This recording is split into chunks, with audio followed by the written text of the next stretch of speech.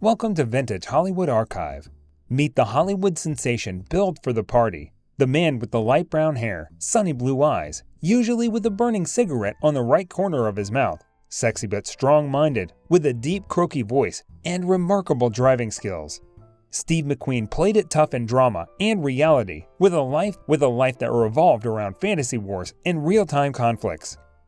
As an old salt, he mingled in the game of survival and got lucky with official military knowledge that would prepare him for a life he won the hard way.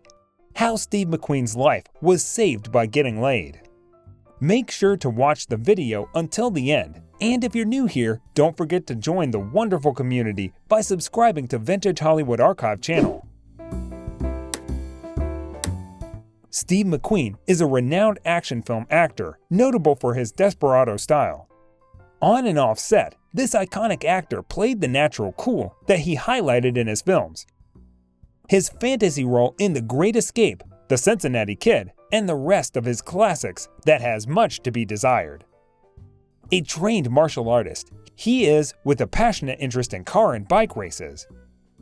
Hollywood metaphors about him depict rebellion and roughly handsome characters. He earned extensive publicity in 1958 when he starred in The Blob and the TV western Wanted, Dead or Alive. His name is among the top film stars within the 1960s and 1970s, exceptionally recognized for those rugged appearances that made him cool to be a tough guy.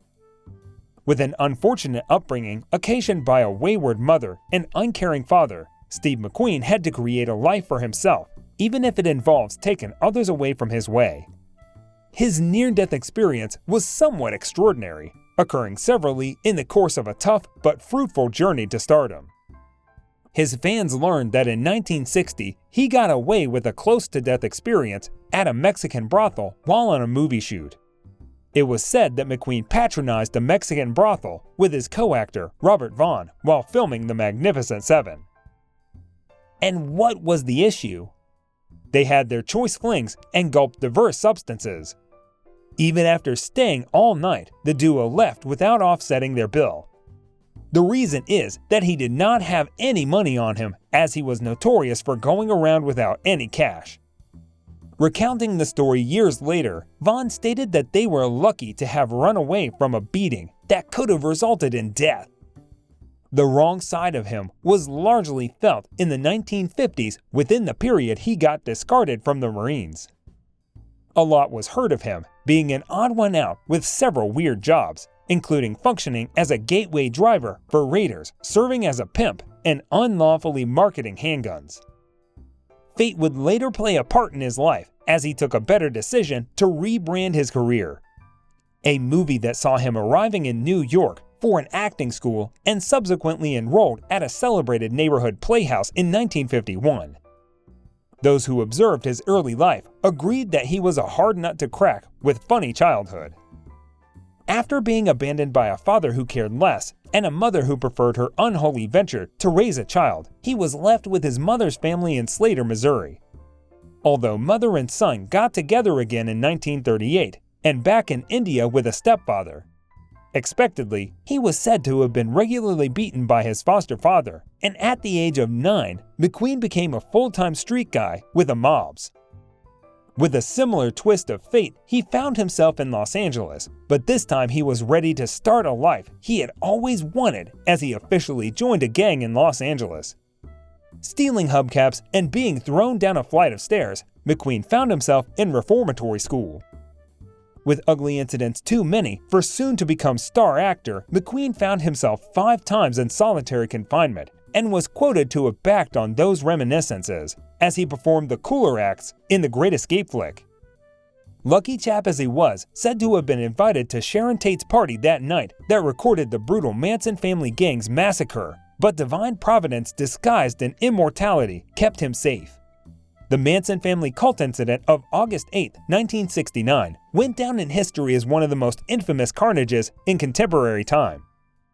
Terrence Stephen McQueen, widely known as Steve McQueen, is an American actor with a rogue persona observed in pinnacles of the counterculture of the 1960s, making him a topmost box office draw in all of his motion pictures, particularly from the late 1950s up to the 1970s.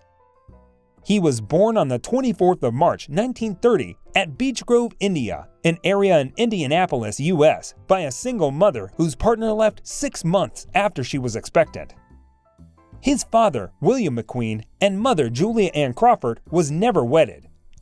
Although raised in a Catholic Christian home, McQueen's mother, probably known as Julian, is said to have lived a questionable lifestyle, including excessive alcohol. She left McQueen in the custody battle of her parents to seek greener pastures.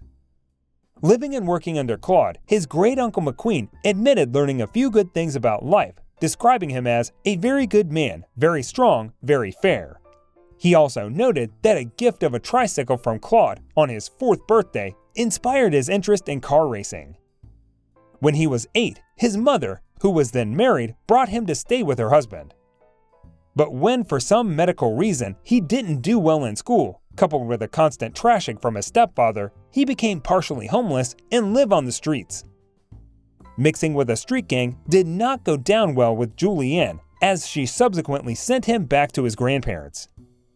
Sooner he would return, but this time to Los Angeles, after she remarried another husband. But the result once again was devastating for mother and child, as he found himself back to Slater with Uncle Claude. When he turned 14, McQueen left Claude's farm unnoticed and joined a circus for a while. Then he returned to Los Angeles, this time to solidify his life as a clique member and minor lawbreaker. When he stole hubcaps that resulted in a serious fracas between him and his stepfather, Julian was convinced to sign a court mandate stating that McQueen was irredeemable. That action saw him remanded in the California Junior Boys Republic Reformatory Home, where he further developed his peculiar identity. Already endowed with a charismatic personality, McQueen got himself a post at the Boys' Council, a body that decided the school's rules and regulations.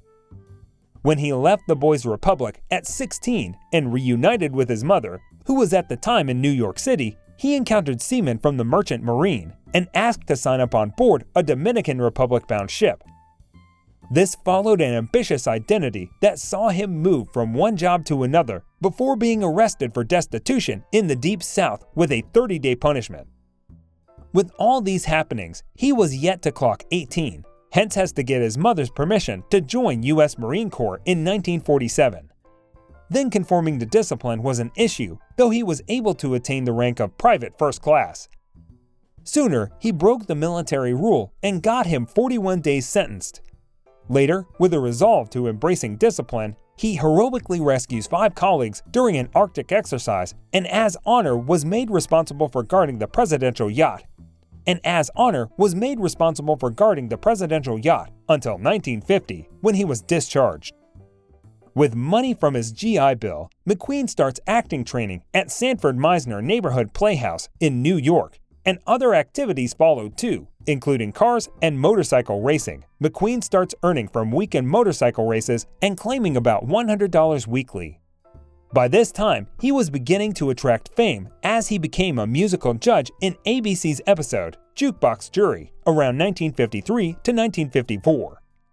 Another minor role in a few films, he made a Broadway appearance in 1955 in the play A Hatful of Rain, which features Ben Gazzara, before moving to Los Angeles, California for a possible Hollywood career. Nicknamed King of Cool, McQueen had a breakthrough in his role in the series Wanted Dead or Alive, publicized on CBS in 1958. Others followed like The Great Escape in 1963. Steve McQueen's closest to winning an Academy Award was being a nominee for his character in The Sand Pebbles. But in 1974, McQueen turns the most expensive actor in the world. Somewhat punished for being an antagonistic with managers and producers, his popularity, however, places him in high demand. Although his tough career and villain lifestyle, McQueen was married, first to Neely Adams, Ally McGraw, and to Barbara Minty, who later in a memoir hinted of him turning into an evangelical Christian at the later part of his life at a local church, and had attracted a visit from evangelist Billy Graham before his death. With all his rough behind, no one will doubt his ties with the mob. Many are still asking to know his connection to the Manson family cult and why he was being hunted. According to a later finding by the FBI, his name is on a hit list of the infamous Mafia family massacre on the nightfall of August 8, 1969, because he was supposed to be part of the party that night. The dreaded Manson family cult had on that day carried out one of the most distasteful crimes against humanity in their gruesome elimination of Sharon Tate and 4 others identified as celebrity hairstylist Jay Sebring, Abigail Folger, the coffee heiress, and her boyfriend Wojtek Frykowski, and a guest, Steve Parent. It was said that Sharon Tate regularly would throw a party at her home, and on this occasion, actor Steve McQueen was said to have earlier indicated interest to be present at the party. This follows a divine circumstance that made him not show up at Tate's soiree. What happened? It was reported that McQueen is a close pal with Jay Sebring.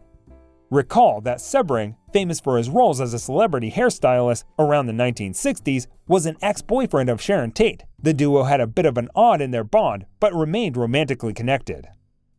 The information available indicates that it was Sebring who had visited McQueen a day before the party to inform him about a party at Tate's house the following day and seek his consent to be in the venue. On that faithful day, after working on McQueen's hair, the two had a lunch at El Coyote in Hollywood. It was while they ate that Sebring hints of a small soiree prearranged for the following night at Sharon Tate's house, situated at Cielo Drive, while also requesting his presence at the event. McQueen was reported to have assured Sebring that he would be at the function.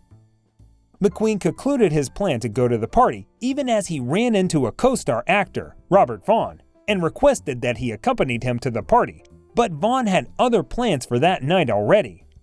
Just as he was about to leave for Tate's house, Steve McQueen got a call from a lady described as a young and beautiful blonde that he was frolicking with at the time. McQueen extended the invitation to her, but she declined and rather requested that she wanted a private party with only him. It probably was not his time to go down because that simple preference to get a fling rather than party did the magic. A religious school of thought would call this strange divine intervention. Strange because it was an act of God, even though it's masked as an act of immorality. So, when the news came out that night that Jay Sebring was assassinated by the Manson family after being stabbed 7 times with a gunshot on the head, McQueen didn't want further complications as he immediately organized for a quick cleanup of Sebring's home, especially the drugs and sexual stuff. After 2 months of an investigation, authorities arrested Manson and his cult family for killings and subsequently discovered a list of those scheduled for elimination by Manson. Fortunately, or unfortunately, as the case may be, McQueen's name was among the top celebrities already outlined for a hit by him. The knowledge of this scared Steve McQueen to his wit, as he had to quickly fortify his home environment with reinforced burglary-proof and modern security equipment. He began to move around with pistol. Fear of the unknown continued to hunt him, according to a source close to him. The reason may not be unconnected to the murky feeling of having come so close to death, but for his decision to get laid instead. Steve McQueen will be remembered in history, mostly for his rebellious roles on screen that also reflects his real character. From making bizarre demands to protesting about lines and outfits, including extending shooting durations because of narcotic intoxication. He equally went as far as turning down roles in films that later became a stunning success. His character is blatantly flawed, although his legacy extends to many films and uncountable television appearances. His autographed flair for Bourbon Jack, sunglasses, and so on also added elegance to his influence through the 60s and 70s. He died at the age of 50 on the 7th of November, 1980. When he was diagnosed with pleural mesothelioma in 1979 due to likely contact with asbestos in the Marines and was told that it was irreversible, he sought trial treatments in Mexico to no avail. This last-minute move to save his life with cash payments amounting to $40,000 then could not help him stay alive, even as William Donald Kelly, his doctor in Mexico, publicly claimed that he would be completely cured to resume a normal life. The King of Cool, who also was codenamed Harvey Mushman in motor races, returned home and was admitted to minor Juarez Clinic with pseudo-identity. He gave up the ghost 12 hours after surgery to remove several metastatic tumors. He may have been remorseful for some of his actions in the later part of his life. This is because he was said to have exhibited an act of repentance. He may also not be a hero everyone wanted for their kids, but his legacy is such that will remain for generations to come.